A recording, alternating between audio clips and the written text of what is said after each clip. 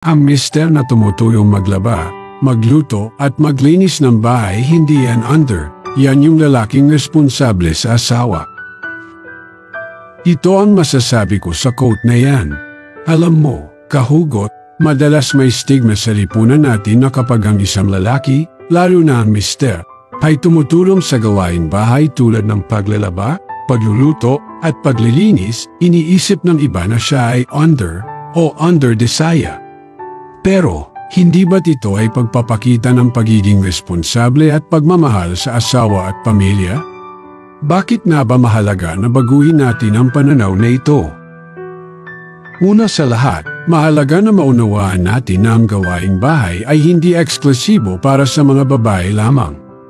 Ang mga lalaki, kasama na ang mga mister, ay may kakayahan at responsibilidad din na tumulong sa mga gawaing ito. Ang isang mister na tumutulong sa bahay ay nagpapakita ng kanyang pagiging mapagmahal at mapag-alaga sa kanyang asawa. Hindi ito tungkol sa pagiging under, kundi sa pagiging kasangga at katuwang sa buhay. Sa panahon na yon, kung saan marami na ring kababaihan ang nagtatrabaho sa labas ng bahay, ang pagtulong ng mga mister sa gawaing bahay ay isang paraan ng pagpapakita ng suporta at pagbabahagi ng responsibilidad. Ang pagiging responsable sa asawa ay hindi lang tungkol sa pagbibigay ng pera o material na bagay. Ito ay tungkol din sa pagbibigay ng oras, atensyon at pag-aalaga, na kabilang ang pagtulong sa mga gawain sa bahay. Ang mister na aktibong kalahok sa mga gawaing bahay ay nagpapakita rin ng magandang halimbawa sa kanilang mga anak.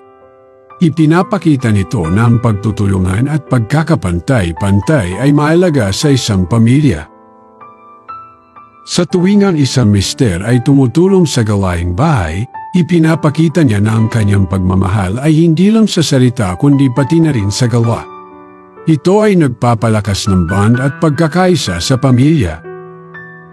Ang pagtulong sa gawaing bahay ay hindi lamang gawain, kundi ito rin ay isang paraan ng pagpapakita ng pagmamahal, pagkalinga at pagkakaroon ng malasakit sa pamilya.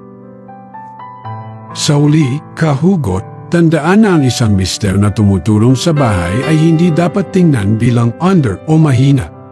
Sa halip, siya ay dapat tingnan bilang isang lalaking responsable, mapagmahal at tunay na katuwang sa buhay.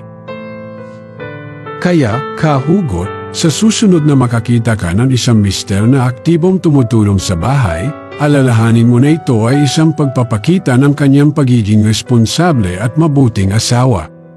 Ang ganitong klase ng mister ay dapat pahalagahan at ipagmalaki dahil siya ay nagpapakita ng tunay na diwa ng pagiging isang mabuting kapareha at ama sa kanyang pamilya.